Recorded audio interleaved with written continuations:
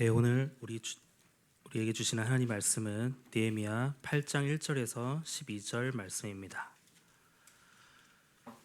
느헤미야 8장 1절에서 12절 말씀 제가 봉독하겠습니다.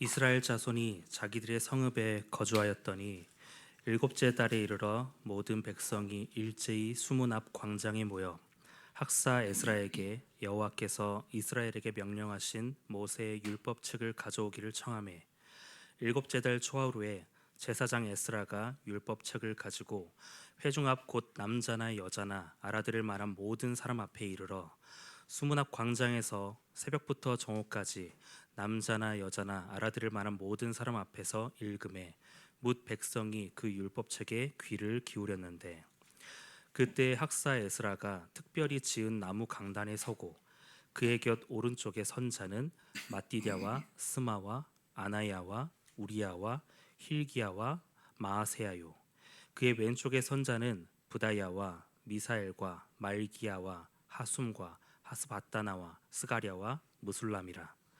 에스라가 모든 백성 위에 서서 그들 목전에 책을 펴니 책을 펼 때에 모든 백성이 일어서니라.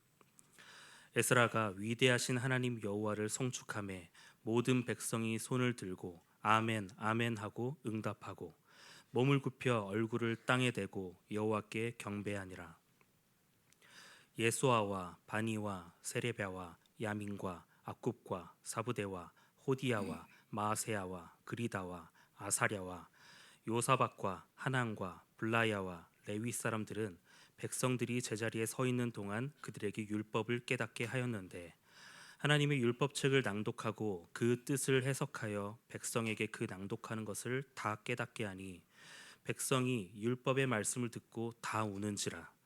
총독 느헤미야와 제사장 겸 학사 에스라와 백성을 가르치는 레위 사람들이 모든 백성에게 이르기를 오늘은 너희 하나님 여호와의 성일이니 슬퍼하지 말며 울지 말라 하고 느헤미야가 또 그들에게 이르기를 너희는 가서 살진 것을 먹고 단 것을 마시되 준비하지 못한 자에게는 나누어 주라.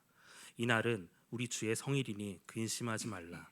여호와로 인하여 기뻐하는 것이 너희의 힘이니라 하고 레위 사람들도 모든 백성을 정숙하게 하여 이르기를 오늘은 성일이니 마땅히 조용하고 근심하지 말라 하니 모든 백성이 곧 가서 먹고 마시며 나누어 주고 크게 즐거워하니 이는 그들이 그 읽어 들려준 말을 밝히 알미라.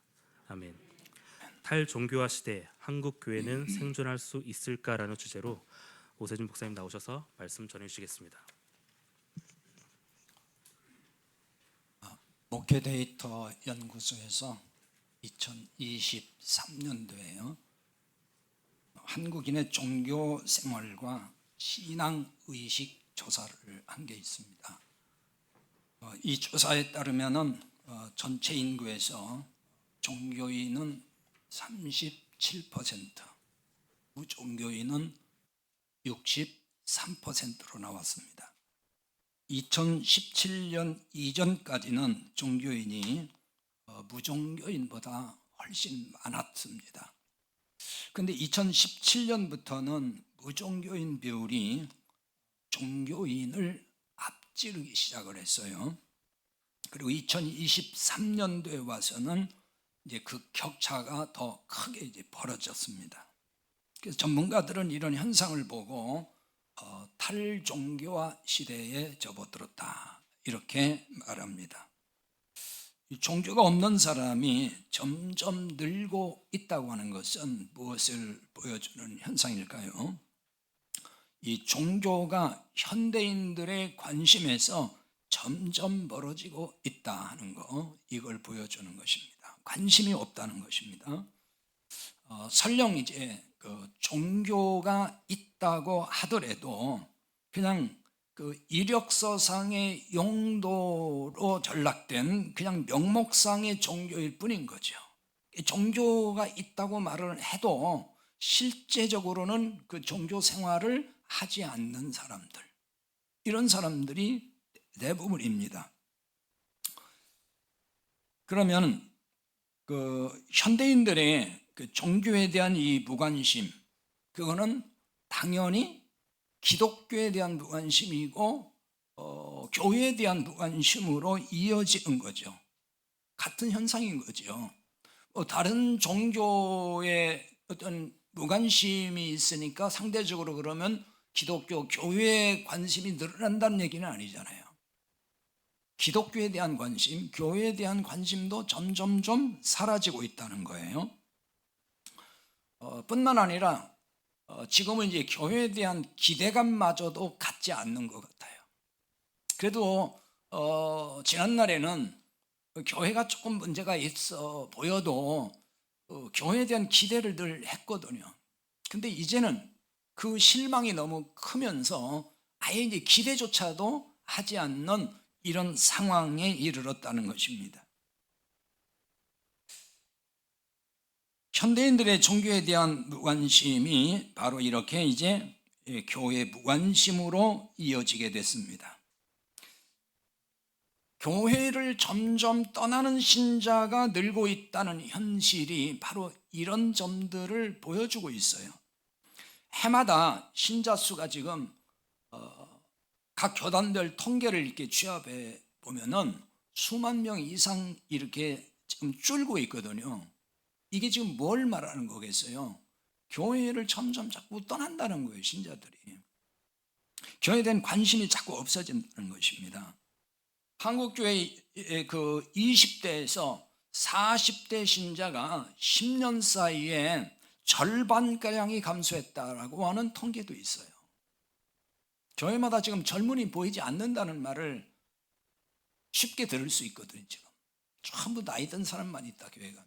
이런 얘기를 많이 합니다. 그럼 이 같은 현실을 현장 목회자들이 누구보다도 먼저 체감하고 있죠. 그래서 교회마다 신자들 이탈을 막기 위해서 안간힘을 쓰고 있어요. 어느 날 보면 말없이 그냥 떠나는 신자가 있다는 거예요. 어느 날 보면 또 떠나 있고. 그래서 어떻게 해야만이 이 신자들을 떠나지 않게 할 건가? 목회자들의 이제 고민이 커지는 거죠. 그 일환에서 목회자들은 다양한 그 대책, 처방전을 이렇게 내놓고 그래서 또 각종 프로그램들을 개발을 하고 그것들을 가동하고 있습니다. 그 중에 이제 단골 메뉴로 등장하는 처방이 뭐냐면은 죄를 회개해야 된다. 바로 이 말이에요. 야, 한국 교회가 너무 세속화됐다, 부패됐다, 목회자도 타락했다. 그러니까 회개 운동을 펼쳐야 된다는 이런 주장 많이 하고 있습니다. 따라서 이 각종 기도회를 참 많이 하게 되는데 그 기도회 프로그램을 통해서 늘 강조하는 게 뭐냐면 회개 기도입니다. 회개하라고 그러죠. 지난 10월 27일에 그 광화문 광장에서 그 한국교회 연합 예배라면서 대규모 집회를 했죠. 혹시 뭐 여러분도 참석하신 분이 있는지 모르겠습니다만은 아마 동기는 그 동성애법 반대, 또 차별금지법 이런 거 이제 반대하는 이런 것들이었는데 그 표면상으로는 그것보다는 그냥 한국교회 어떤 연합 집회 이런 거였어요. 근데 이 집회 후에 다음 날 집회 조직위원회 이름으로 감사의 글이 하나 인터넷에 올라와 있습니다. 이 글에 이런 내용이 있더라고요. 이번 연합 예배의 가장 강력한 중심에는 회개가 있었습니다. 회개와 성찰을 통해 우리는 앞으로 나아갈 것입니다. 빛과 소금으로 세상에 희망이 있는 교회로 다시 중심을 잡을 것입니다. 바로 이런 내용이었습니다. 이 집회를 통해서 회개와 성찰을 했다는 말을 하고 있어요. 그런데 과연 이 집회에서 진정한 회개와 성찰이 있었을까요? 그런 생각이 듭니까? 그 조직위원회 이름을 올린 그 많은 목회자들, 목사들이 있습니다. 근데 그 명단을 보니까 정말 고개를 갸우뚱하게 하는 목사도 여럿이 있더라고요. 뭐 실명을 거론하지 않겠습니다만은 교계에서 그 지탄받는 목사들도 이 명단에 끼어 있어요. 물론 이번 일만 아니고 뭐 매번 무슨 행사가 있고 대규모 어떤 집회 있으면 꼭 그 이름을 올리는 분들이긴 해요. 그들이 빠질 수가 없겠죠. 또 올라와 있어요. 그런데 그분들의 뭐 문제점을 제가 지금 여기서 드러내진 않겠습니다만은 뭐 알만한 사람 다 알거든요. 근데 이 목사들이 진정으로 회개했다는 말을 들어본 적이 없어요. 반성했다는 말도 없어요. 이 목사들이 앞에 나서 회개 운운하고 그런다고 해서 한국교회에 회개 운동이 일어날까요? 심체늪에 빠진 한국교회가 살아나는 길이 이 같은 방식에서 나올까요? 대규모 집회를 열고 그 유명 목사들 늘 앞에 나와서 뭐 이런저런 얘기하고 수백만 명 신자가 그 광화문 일대에 모여서 또 거기서 막 회개합니다 하면서 한다고 해가지고 그래서 한국교회가 회생할까요? 그런 집회 참 많이 했어요. 근데 한국교회는 계속 내리막길 가고 있잖아요. 그런 집회를 보고서 세상 사람들은 막 마음에 감동을 받아가지고 막 우리 교회로 가자 하고 교회로 막 떼거지로 몰려올까요? 그런 일 안 일어납니다.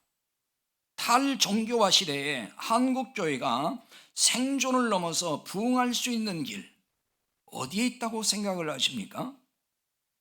대규모 연합 집회를 통해서 힘을 과시하는 데서 나올까요?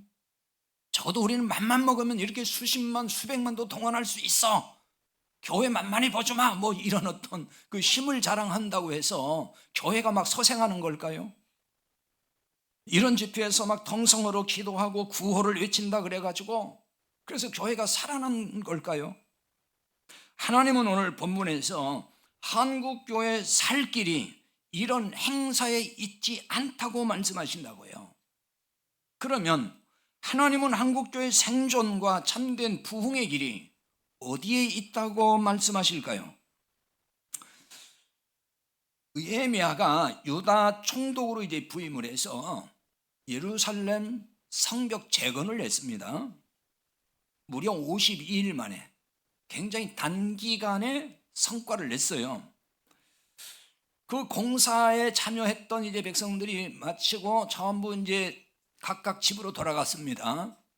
지방에 사는 사람 지방으로 다 갔어요. 그리고 성벽 재건한 지 5일이 지났어요. 근데 이때 이스라엘 자손이 7월 절기를 지키려고 예루살렘 앞 수문 앞 광장에 여기 모였다고 나옵니다. 예루살렘에 사는 사람들만 모인 게 아니고요, 전국에 있는 사람들이 모인 거예요. 이 7월 절기라고 했는데 7월은 유대인들 종교력에 따른 그 달이거든요. 근데 이게 동시에 이 달은 민간력으로는 새로운 해가 시작되는 달이기도 해요. 근데 이제 7월 1일은 이걸 나팔절이라고 나옵니다, 성경에. 그 다음에 그 7월 10일은 대속죄일이 되고, 그리고 15일부터 22일까지는 이게 이제 초막절입니다. 그 절기에 대한 설명은 다음에 이제 기회가 되면 한번 할게요. 수문학 광장에 모인 것은 이런 절기를 지키기 위한 거였습니다. 수문 앞 광장은 성전의 동편문과 예루살렘의 그 수문 사이에 있었어요. 그래서 예루살렘, 여기 수문이라고 하는 얘기는 예루살렘 성에 이렇게 그 쓰는 물, 사용할 물을 들고 들어가는 그 문이기 때문에 수문이라고 한 거예요. 이곳은 평상시에는 거기서 재판도 열리고 또 상거래가 이루어지는 넓은 광장이에요. 그래서 여기 대규모 집회를 하기에 좋은 것이었습니다. 근데 수문학 광장 집회의 큰 특징을 볼 수가 있어요. 그것은 말씀을 듣고 배우고 깨닫는 집회였다 하는 점이에요. 그런데 놀라운 변화가 일어났어요. 그리고 자, 1절에 보면 모든 백성이 수문 앞 광장에 모였다 이렇게 나옵니다. 혹시 또 이런 구절만 보고 봐라, 이렇게 때로는 광장에 다 모여야 되는 거 아니냐 이래서 그 모이는 것이 그 중요하다 이런 얘기를 할지 모릅니다. 때로는 모이는 게 중요하긴 합니다. 그런데 이제 그 본질을 잘 들여다봐야 돼요. 무조건 많이 모여서 이게 중요한 게 아니에요. 이 백성들이 학사 에스라에게 모세의 율법책을 좀 가져오시오 이렇게 청했다는 거예요. 학사 에스라, 또 뒤에 보면 제사장 겸 학사 이렇게도 나오거든요. 그 학사라는 말은 이 번역이 이제 우리말로 이렇게 학사라고 했는데, 사실 이 말은 이렇게 이제 말한다 혹은 서기관으로 번역되는 말이에요. 뭔남을 가르치는 사람, 사파르라 그럽니다. 근데 학사라고 그랬는데, 그 학사가 우리말로 학사인데 왜 이제 뭐 대학교 나온 사람 학사 그러고 뭐 석사 이렇게 나가잖아요. 그 학사예요. 한자로 보면 그렇게 돼 있어요. 그 에스라는 그러니까 율법에 굉장히 능한 사람이다. 또 그걸 가르칠 수 있는 사람, 가르치는 사람이라는 얘기가 돼요. 근데 이제 율법책을 가져오라고 했는데, 율법책이 뭐죠? 오늘날로 말하면 이제 성경책이죠. 성경책입니다. 근데 그 시대에는 오늘날처럼 이렇게 성경책이 있어가지고 다 가지고 다니는 게 아니고요. 그때는 그 두루마리로 이제 돼 있고, 그것도 누구나 다 있는 게 아니고 특별한 사람들만 가지고 있어요. 그러니까 백성들은 그거 없으니까 에스라에게 그 성경책을 좀 가져오시오 이렇게 얘기를 한 것입니다. 그럼 왜 율법책을 가져오라고 했을까요? 율법책에 기록된 그 하나님의 말씀을 제대로 알고 싶었다는 것이 되는 거예요. 그래서 에스라가 율법책을 가져와서 회중 앞에서 읽어줍니다. 3절에 보면 이렇게 나와 있죠. 수문 앞 광장에서 새벽부터 정오까지 남자나 여자나 알아들을 만한 모든 사람 앞에서 읽음에 뭇 백성이 그 율법책에 귀를 기울였는데, 이렇게 나와 있습니다. 율법책을 읽었는데요, 그 시간이 무려 새벽부터 정오까지예요. 그럼 여기서 새벽이라는 시간은 좀 어두울 때 새벽이 아니고요, 동이 트는 시간, 해가 떠오르는 그 시간을 말하는 거거든요. 그때부터 시작을 해서 정오까지 모여서 계속 율법의 말씀을 들었다는 거예요. 읽어줄 때 그걸 다 들었습니다. 그러니까 이 해 뜰 때부터 정오까지의 시간을 보면 대략 한 6시간 남짓한 그 시간이에요. 굉장히 긴 시간 아닙니까? 1시간만 들어도 지루하고 지루할 텐데 무려 6시간을 깜짝하지 않고 그 말씀을 들었습니다. 귀를 기울였다 그랬잖아요. 이게 무슨 말이냐면요, 이 기울이다, 귀를 기울였을 때 여기 기울이다 하는 얘기는 이게 히브리어 엘이라는 말인데 동사가 아니에요. 부사입니다. 어떤 위에 있는 그걸 말하는 거예요. 위에 있다. 오늘 옆에 이렇게 붙어 있는 거, 가까이 있는 거, 이 그런 뜻인 거예요. 이렇게 보면은 귀를 기울였다는 말은 백성들의 귀가 율법책 위에 놓여 있었다는 뜻이 되는 거예요. 그럼 귀를 다 띄어가지고 율법책 위에다 갖다 놓은 거예요? 그런 얘기가 아니고요, 율법의 그 말씀, 듣는 그 말씀에 집중했다. 얼마나 집중을 했는지를 보여주는 거죠. 귀가 율법책에 있었으니까 오로지 그 말씀에 집중해서 계속 들었다 하는 얘기예요. 그런데 이걸 보면은 그 에스라도 그렇고 백성들이 말씀에 대한 그 열정, 이런 걸 열정이라 그러는 거예요. 그 열정이 대단했다는 걸 볼 수 있잖아요. 말씀을 얼마나 사모하고 듣고 싶어 했는지를 알 수가 있다는 거죠. 근데 율법책을 이렇게 낭독하고 듣기만 한 건 아니에요. 7절에 보면은 백성들에게 율법책을 깨닫게 해준 사람들이 나옵니다. 가르쳐주고 깨닫게 해준 사람들이 있어요. 그 명단을 보면은 13명이 나오거든요. 13명. 그리고 또 별도로 레위 사람들이 율법을 깨닫게 해주었다고 나와요. 그 13인의 레위인만, 그러니까 백성들이 율법을 가르쳐주고 깨닫도록 해준 게 아니에요. 그 외에도 수많은 레위인이 그 백성들에게 율법의 뜻을 해석해주고 가르쳤어요. 그게 8절입니다. 하나님의 율법책을 낭독하고 그 뜻을 해석하여 백성에게 그 낭독하는 걸 깨닫게 하니, 이렇게 나와 있죠. 자, 이들을 통해 백성들이 율법을 배우고 그리고 뭐 했어요? 깨닫게 됐다는 거예요. 깨달았습니다. 이 깨닫다는 말이 무슨 뜻이냐면은, 이 말은 기본적으로 이해한다는 뜻이에요. 이해한다. 그 다음에 그러면서 동시에 이건 그 식별한다, 분별한다는 뜻이 있습니다.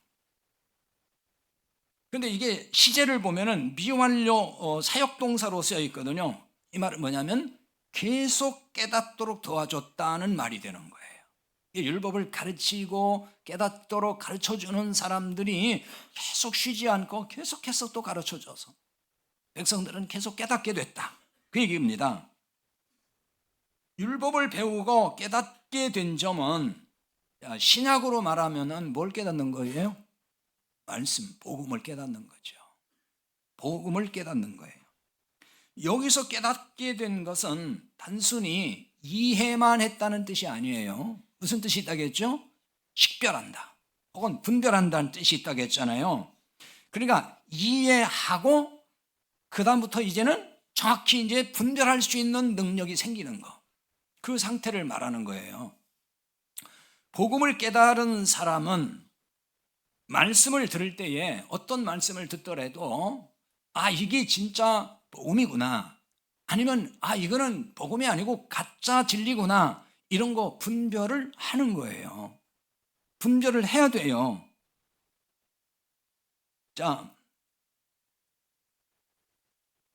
우리가 설령 입이 둔해서 복음을 논리적으로 설명은 잘 못한다 할지라도 옳고 그름에 대해서 분별력은 있어야 되는 거예요. 머릿속에 이제 알긴 아는데 그걸 입으로 말하라면은 입이 안 떨어지는 분들이 있죠. 그런 훈련이 또 안 돼가지고. 근데 분별은 되는 거죠. 그냥 그 정도는 그래도 돼야 되는 거예요. 분별력이 있어야 되는 거죠.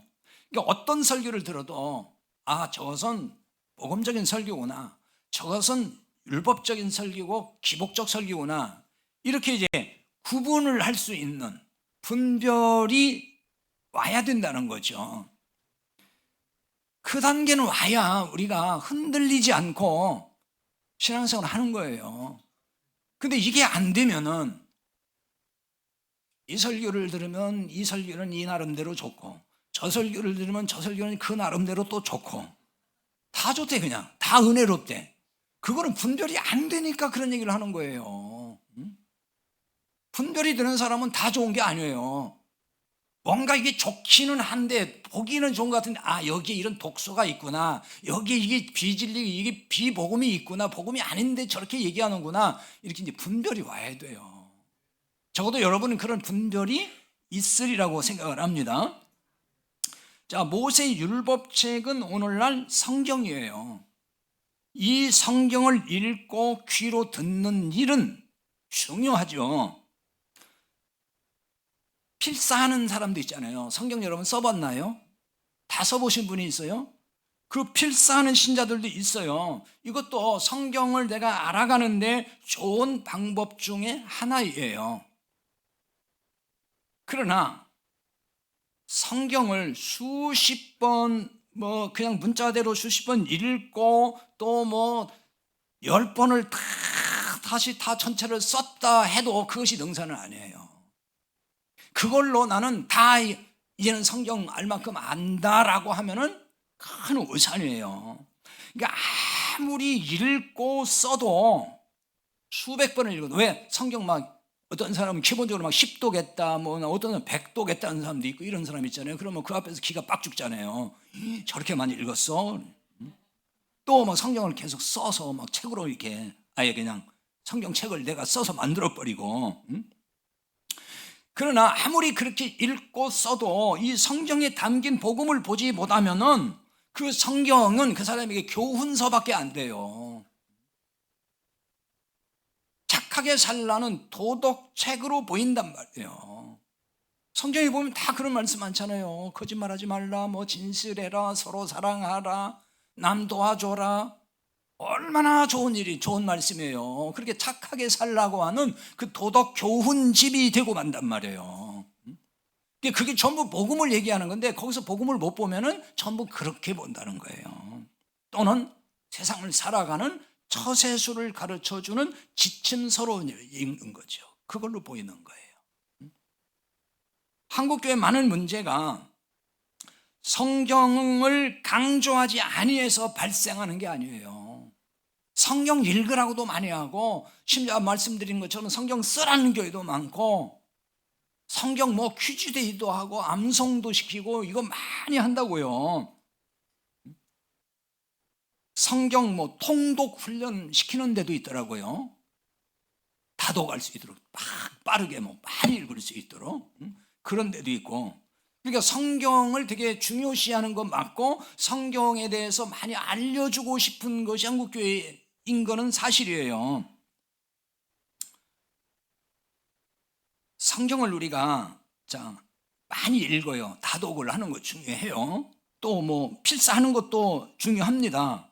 근데 이게 다 뭘 알자고 하는 거냐면은 복음을 알자고 하는 거예요, 이게. 그냥 그 내용의 어떤 지식적으로, 그 표면적으로 있는 그 스토리를 알자고 하는 게 아니고 그 안에 담긴 복음을 알자고 사실 하는 거란 말이에요. 그런데 바로 이러한 그 다독, 많이 읽었다는 거, 또 성경 필사했다는 이것이 때로는 복음의 장애가 된다고요. 누구보다도 성경 많이 읽고 필사를 했다는 그것이 자기 의의가 되어 사는 사람도 많아요. 그 성경 무슨 뭐 목사가 돼가지고 장로가 돼 열 번도 못 읽었다 그러면 막 되게 무시하려고 하고, 어떻게 막 그래. 그 자기 의의가 막 충만한 거예요. 나는 그래도 막 10독 했다, 막 50독을 했다 이러면서. 그게 자기 자랑이 되잖아요. 필사한 성경을 가지고 뭐 근사하게 잘 재본해 가지고 이거 대대로 우리 갑으로 내가 내려줘야 되겠다, 뭐 이런 데도 있잖아요. 이런 사람도 있고, 또 그렇게 하라고 시켜요, 교회에서. 그게 자기 의의가 되는 거예요. 그게 내가 이렇게 하는 거야. 성경을 많이 읽고 필사하는 거 이런 게 나쁘다는 얘기가 아니에요. 그거 필요해요. 쓸 분은 쓰세요. 많이 읽는 거 중요해요, 기본적으로. 그러나 이보다는 성경에서 복음을 깨닫는 게 더 중요하다는 얘기예요. 복음을 깨닫지 못하는 읽기와 쓰기는 그게 다 결국 자기 의의 도구가 되고 말거든요. 따라서 성경을 복음으로 읽기 위해서는 복음의 눈이 먼저 열린 이들을 통해서 배울 필요가 있어요. 배워야 돼요. 모르니까. 그런데 주변에 복음의 눈이 열린 신자들 많이 있던가요? 없잖아요. 그래서 이게 문제예요.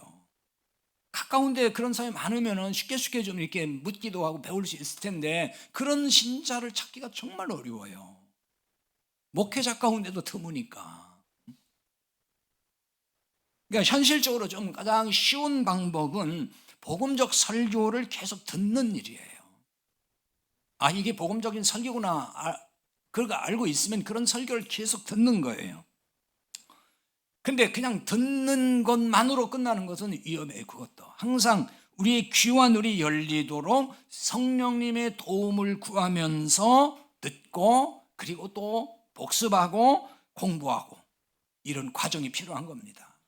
그냥 한번 딱 듣고 이해했으니까 땡이다, 이게 아니에요. 그렇게 해서 되는 게 아니에요. 이런 과정을 통해서 나의 것이 되어야 돼요. 그럼 나의 것이 되어야 된다는 게 뭐겠어요? 내 신앙 고백이 되어야 한다는 거죠. 우리 교회 담임 목사가 저렇게 늘 설교하는 거 보니까 저게 맞긴 맞나 봐. 동의를 하고 끝나는 거, 그거 얘기하는 거 아닙니다.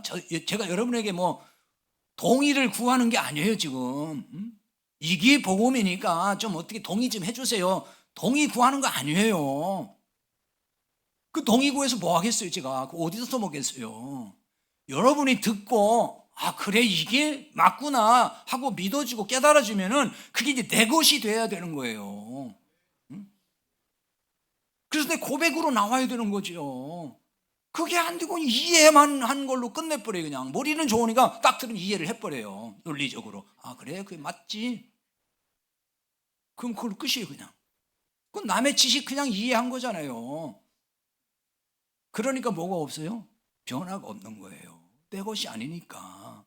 복음은 능력인데 내 안에 능력이 들어오면 변화가 일어나야 되는데 안 변해요. 하나도. 가치관도 안 변하고 생각도 안 변하고 그러게 행동도 안 변하고 날마다 똑같아요. 안다고는 하는데. 자, 우리가 복음을 알고자 하는 간절한 마음이 있어야 돼요. 그건 필요해요. 근데 목회자가 자꾸 강조하고 말하니까 어쩔 수 없이 내가 피동적으로 움직여가지고는 깨닫기가 어려워요. 그냥 지식으로 알 수는 있어도 진짜 깨닫고 내 것이 되기는 어렵단 말이에요. 그러니까 복음을 모르면서 신앙생활 하는 것이 얼마나 위험한지부터 인식을 해야 돼요. 스스로가. 이걸 심각하게 여겨야 되는 거예요.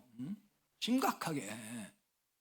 뭐 예수님 믿고 뭐 구원받으면 됐지 뭘 이러면서 그냥 이렇게 되면 안 되는 거예요. 그냥 대충 이렇게 그냥 뭉뚱그려 가지고 난 다 믿는데 이러면서 믿긴 뭘 믿어요. 그렇게 신앙생활을 하면은 수십 년 해도 아무 소용 없다니까요. 자, 이스라엘 백성이 에스라에게 율법책을 가져오라 그랬어요. 그리고 에스라가 율법책을 낭독할 때 귀를 기울여 들었잖아요.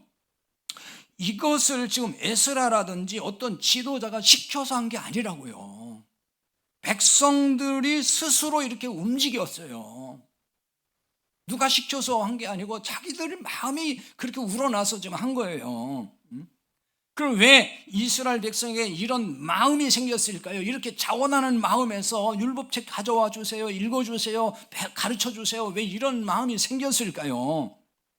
이거는 70년 바벨론 포로 생활과 깊은 관련이 있다고 보여져요. 지금 포로 생활 끝나고 돌아온 후의 이야기잖아요. 지금 우리가 말라기서라든지 느헤미야서 학개서라든지 우리가 그동안 살펴봤던 말씀들이 포로 생활 끝나고 온 이스라엘 백성들의 이야기예요. 지금 이게 70년 포로 생활을 하면서 이들이 편하게 지냈겠습니까? 나라 망하는 꼴을 다 봤잖아요. 완전히 그냥 다 폐허가 돼버리고 포로로 끌려갔어요. 노예가 되고 짓밟히고 무시당하고 거기서 얼마나 많은 생각을 했을까요? 그들은 그 고통의 과정을 겪으면서 우리가 왜 망하게 되었는지도 생각을 했다는 것이고 그런 점에서 이제 자각을 하기 시작했다는 게 돼요. 그게 뭐냐 하면은 말씀을 몰랐기 때문이었다. 그럼 지식적으로 몰랐다는 얘기겠어요? 알아요. 어릴 때부터 가르치니까 알죠. 문자적으로 잘 알아요. 그러나 그 속에 있는 율법에 있는 하나님의 마음, 하나님의 진의를 몰랐다는 거예요. 그러니까 말씀을 안다고 하지만 사실은 몰랐다는 거죠. 그게 바로 우리가 성경 안다고 얘기하잖아요. 근데 그 속에 있는 복음을 모르고 자기 나름대로 아는 걸 가지고 열심히 살아요. 실천한다고요. 난 말씀대로 살았어요 그러잖아요. 이스라엘이 그런 거예요. 유다 백성들이. 근데 그건 말씀대로 산 게 아니에요. 율법주의 신앙생활을 계속했어요. 얼마나 말씀대로 살겠다 애를 씁니까? 막 주일 성수하겠다고 엄청 애를 쓰잖아요. 제가 아는 어떤 분은요, 그런 교단이 있어요. 절대로 안식일이라고 하면서 안식일은 본교회 와서 지켜야지 다른 데 지키면 안 된다. 그분은요, 해외 출장 가도 비행기 타고 토요일 날은 와요. 그리고 안식일이라고 지키고 그 다음에 월요일 날 다시 또 비행기로 날아가요. 그런 분도 있었어요. 그런 분을 봤어요 제가. 그렇게 고달프게 하더라고요 신앙생활을. 결국 병들어 죽었어요 그분. 웃을 일이 아니에요 이게. 심각한 거예요.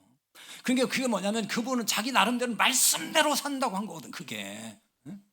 근데 하나님 볼 때는 말씀대로 산 게 아니에요 그게. 지금 유대인이 그런 거예요. 유대인이 그러니까 말씀과 상관없이 살다가 처참한 고통을 당했다는 거, 그걸 이 바벨론 포로 생활을 통해서 깨닫기 시작했다는 것이 돼요. 그리고 여전히 또 고통 속에 있어요. 식민지 포로에 돌아왔지만 여전히 식민지 생활을 하는 거고, 여전히 가난하고 힘들고 어려운 건 똑같거든요.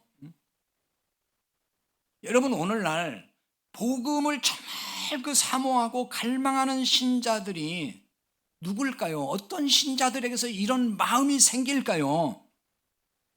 그동안 교회 생활을 하면서 율법의 포로가 돼서 고통당했던 신자들이 이런 마음이 생겨요, 어느 날. 그러니까 교회에서 막 상처받고, 교회에서 막 시험들도 보고 고통을 당했던. 그러니까 자기가 뭘 잘못 시험 든 게 아니라, 이게 교회가 정말 이러면 안 되는데, 그러면서 야, 저게 정말 진리가 저런 건가? 복음이 저걸까? 성경은 저걸 가르치는 걸까? 그런 막 고민을 많이 해보고, 근데 답은 얻을 수는 없고, 왜 다 그렇게 얘기를 하니까, 그러면서 뭔가 눌려있고 자유로움도 없고 막 마음도 무겁고 힘든데, 그리고 고통을 겪는 거지. 그게 바로 영적으로 그런 걸 이제 겪어갔던 사람들이 어느 날 복음에 대해서 눈이 열리기 시작하면 정말 이제 사모하게 되고 그걸 갈망하게 된다는 거죠. 율법의 노예였으면서도 이걸 모르는 무감각한 신자들도 많아요. 이런 사람들은 복음에 관심 없어요. 자기가 지금 율법의 노예인 줄도 몰라요. 그럼 무슨 복음을 뭐 알고 싶어 하겠어요? 뭐 찾아 나서겠어요? 그냥 거기 안주하는 거지. 이런 신자는요, 제가 목회하면서 경험한 바인데, 목회자가 인간적으로 잘 해주면 그것으로 오케이, 만족해요. 그 사람 신앙생활은 그게 전부예요. 그냥 목회자가 등 두드려주고 그냥 이렇게 떠받들어주고 위해주고 인정해주고, 신자들이 막 좋은 분위기 만들어주고, 그러면 그게 좋은 교회고, 그 사람은 그게 신앙생활이 그냥 전부가 돼버리는 거예요. 그러니까 이런 신자들 대부분은 복음의 진리보다는 인간적 친교에 관심이 더 많아요. 그게 교회 생활이에요. 그 사람들 그게 신앙생활인 거예요, 그냥.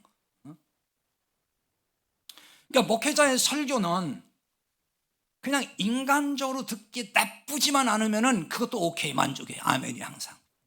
그냥 무슨 말을 해도 괜찮아요. 뭐 정치 얘기를 해도 괜찮고, 뭐 무슨 뭐 경제 얘기해도 괜찮고, 뭔 얘기를 해도 그냥 듣기에 나쁘지만 하면, 특히 자기 마음을 거스리는 말, 자기 심리를 이렇게 막 기분 나쁘게 하는 그런 말만 아니면은 그냥 다 좋아. 그렇게 신앙생활 한다고요.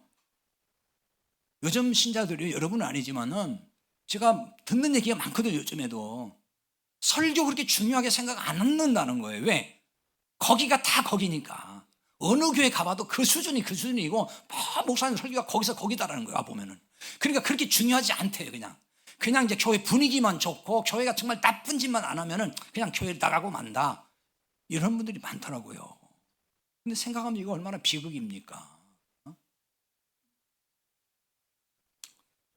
그러니까 이런 신자로 구성된 대부분 교회 목회자들은요, 역시 복음에 관심 없습니다. 그 대신 이벤트 행사를 근사하게 해서 성과 내는 일에 관심이 쏠려 있다고요.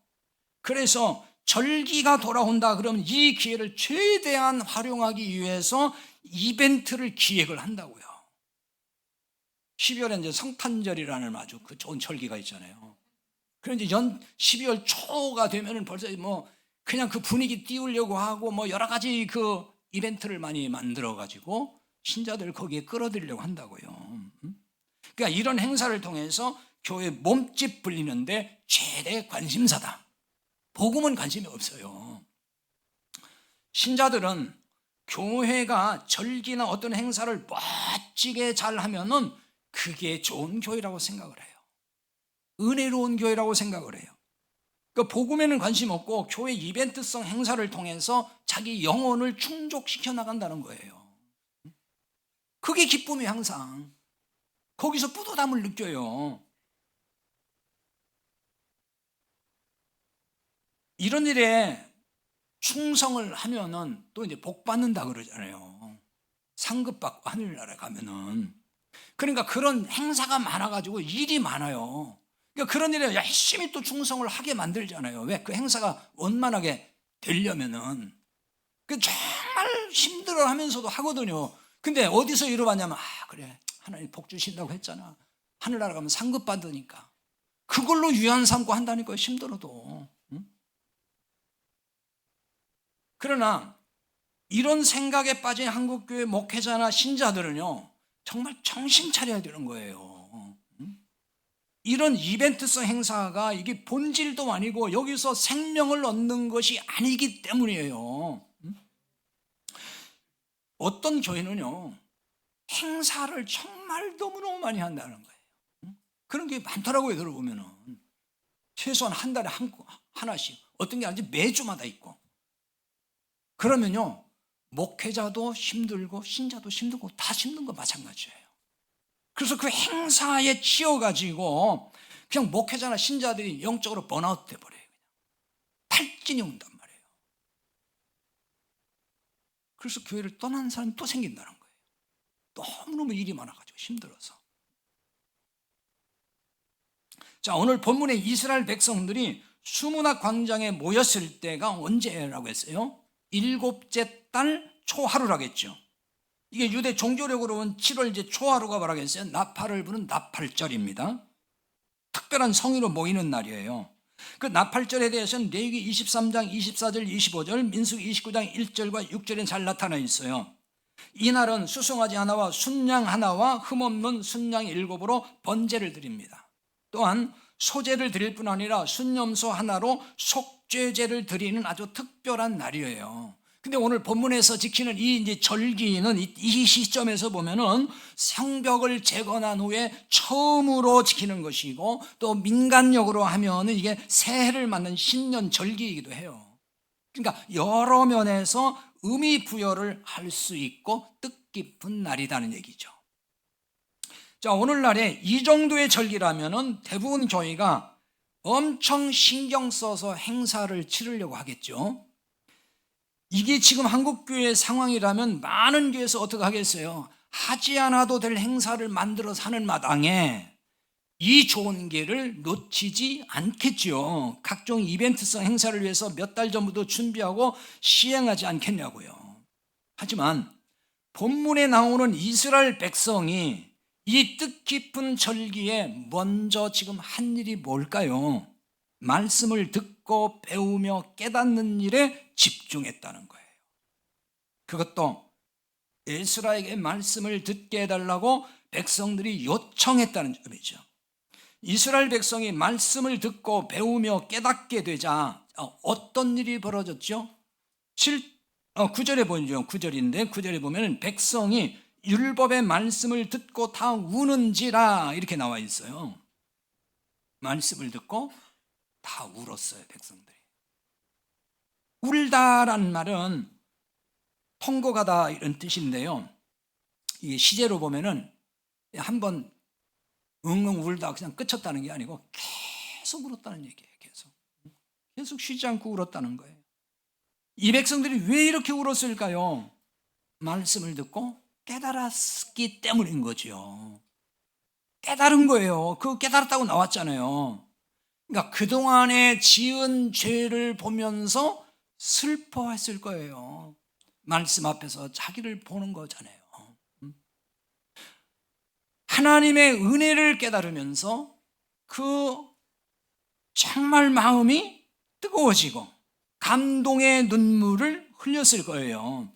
자, 오늘날로 말하면은 성경에서 말씀에서 뭘 깨달은 거예요? 복음을 깨달은 거예요. 성경을 보면서 이게 복음이구나, 이것이 진리구나, 이걸 깨달은 거예요. 말씀에서 은혜의 복음을 깨닫게 될 때에 감격의 눈물이 나지 않았습니까? 맹송맹송했습니까? 나 같은 죄인을 용서하셨다는 점을 깨닫게 될 때에 뜨거운 눈물을 쏟지 않았나요?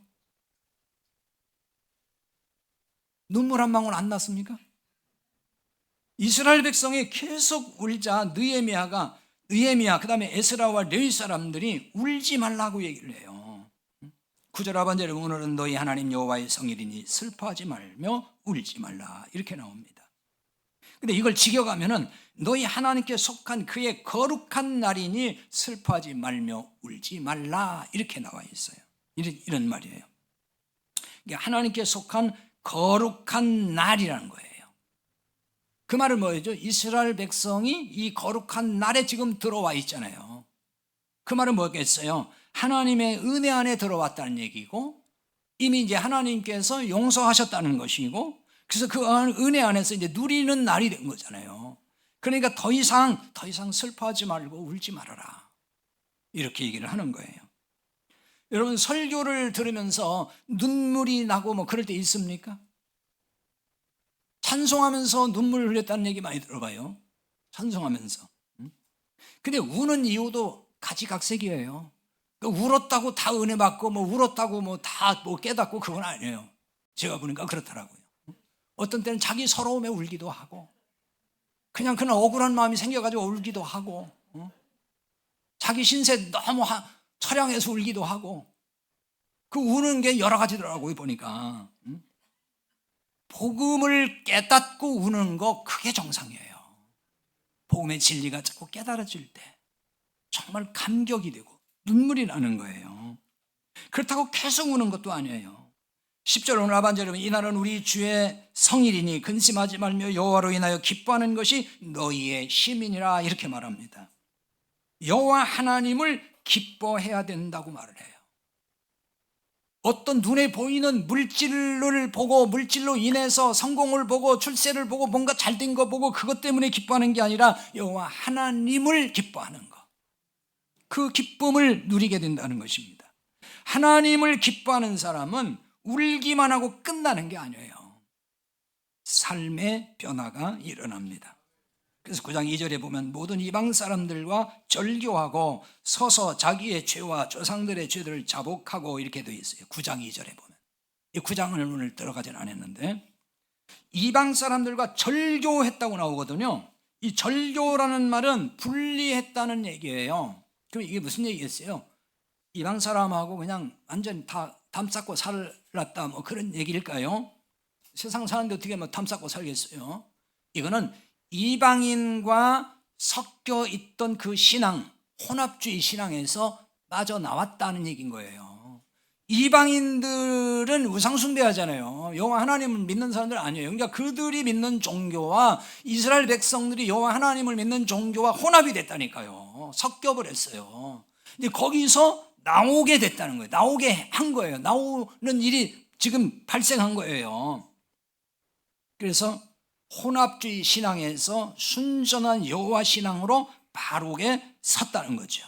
그러니까 오늘날로 말하면은 혼합주의 신앙에서 순전한 복음으로 바로 서는 거예요. 한국 교회는 혼합주의예요 지금.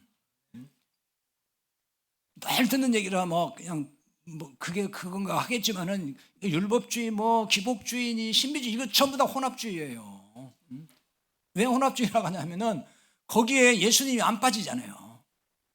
항상 그 율법주의가 됐든 뭐 기복주의가 됐든 신비주의가 됐든 거기 다 예수님 얘기한단 말이에요. 복음이라고 또 얘기를 해요. 그런데 다른 게 다 들어와 버려. 또 거기에 다 들어 섞어버려요. 그게 혼합주의죠. 그 다음에 자기 죄와 조상들의 죄를 자복하고 그랬어요.